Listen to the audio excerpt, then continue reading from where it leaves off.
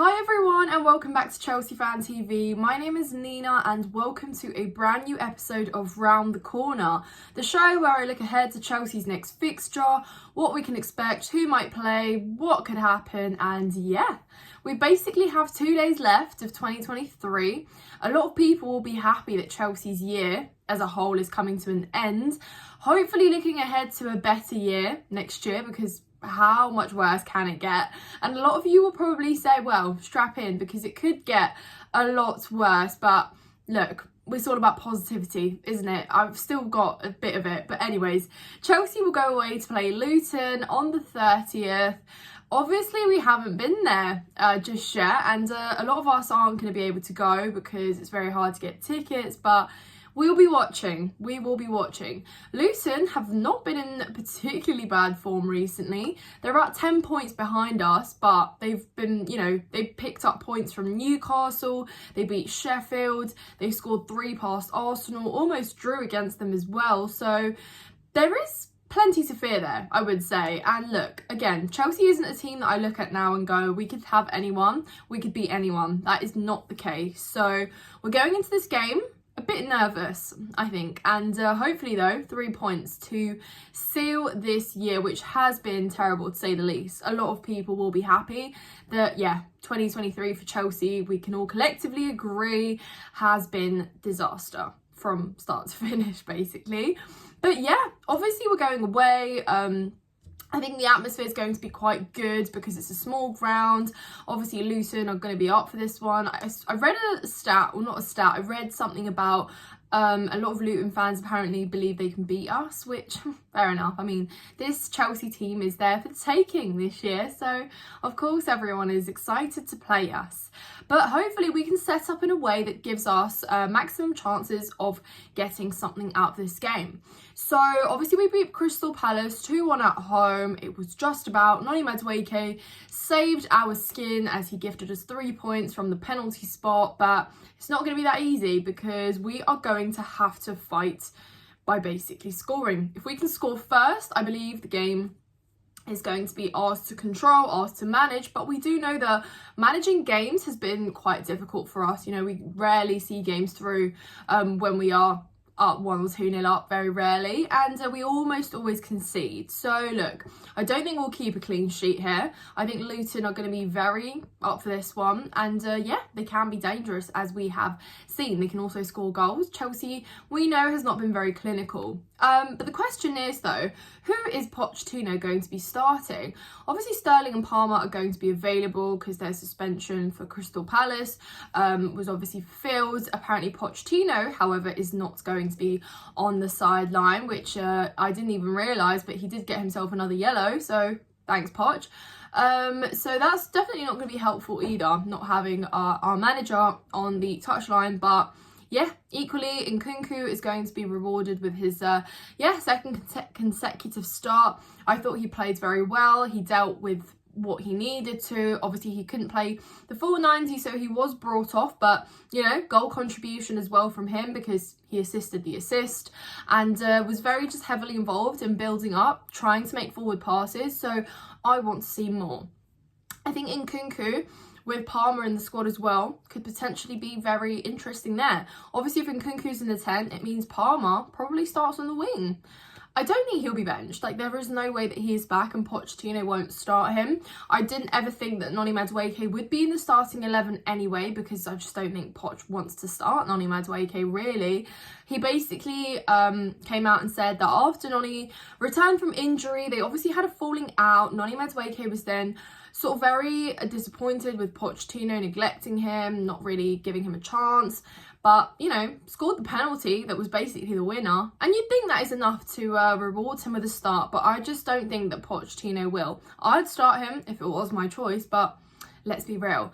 And then, guys, the bigger question is Raheem Sterling or Mykhailo Mudryk, because what we have seen from Pochettino with Raheem Sterling is that he has a lot of trust in him and he basically relies on Sterling to make things happen. And we've seen that that is not a consistent thing.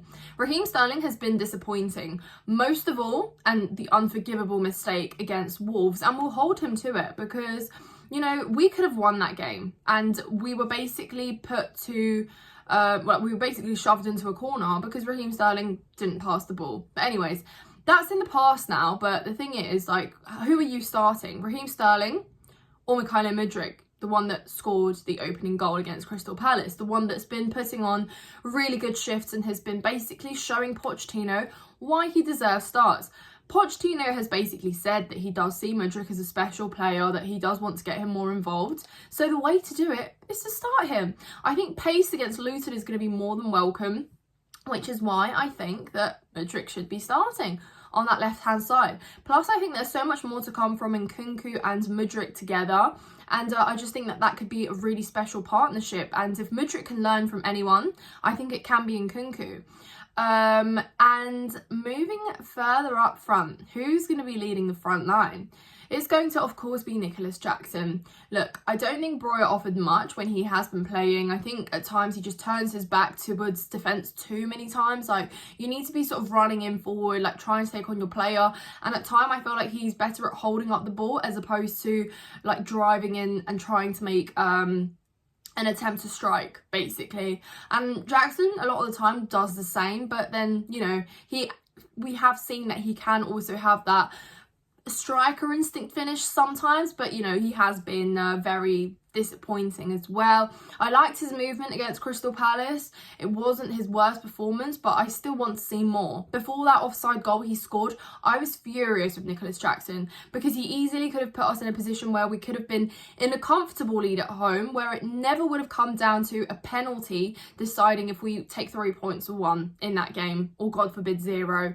So yeah, it's decisions like that where it really can be costly. That's why we're in no position right now where we can make excuses for these young players, because as much as they are learning, they still need to be doing better. You know, we've got enough quality in the squad to be able to put away more goals than we have been. So I think that's what Pochettino's going to go for, because yeah, just based off recent performances. But then again, do I believe that he's going to drop Raheem Sterling? No. So I've basically just contradicted myself. There you go. That's Chelsea for you guys. But yeah, obviously Moises Caicedo, I didn't think he was 100% fit against Palace. I think he struggled at times, got pushed off really easily, but equally, he seems to be our only or our second most fit midfielder at the moment. Obviously, Romeo Lavia returned, but that is a bit of a question mark whether he actually is fit. I read something about him having a bit of a complaint about an injury during the Palace game when he came on. I don't exactly know the extent to how serious that is, whether it will inhibit him from being in the starting 11, but I just think Caicedo and Gallagher will probably start together again because, yeah, I just don't think Pochettino is going to be pushing these players that are just returning to, yeah, get straight back in really in what is a very important game for us. At the end of the day, like 3 points is what we need in this game. Behind them though, defensively, Malo Gusto for me, in no if buts or maybes, absolutely does start as right back. He was exceptional against Crystal Palace. He was literally our best player by a mile, and he was all over the pitch, you know, on the right, on the left. He basically tracked when he sprinted past the ball into Nkunku. He literally sprinted right back to receive the ball again, and that was just so bright and amazing from him. He was retrieving balls, he was making blocks, he was clearing it, he was just everywhere, and I'm so excited to see more of him. So yeah, please, no more experiments, no more Disassi at right back. Play Malo Gusto there, he is absolutely capable.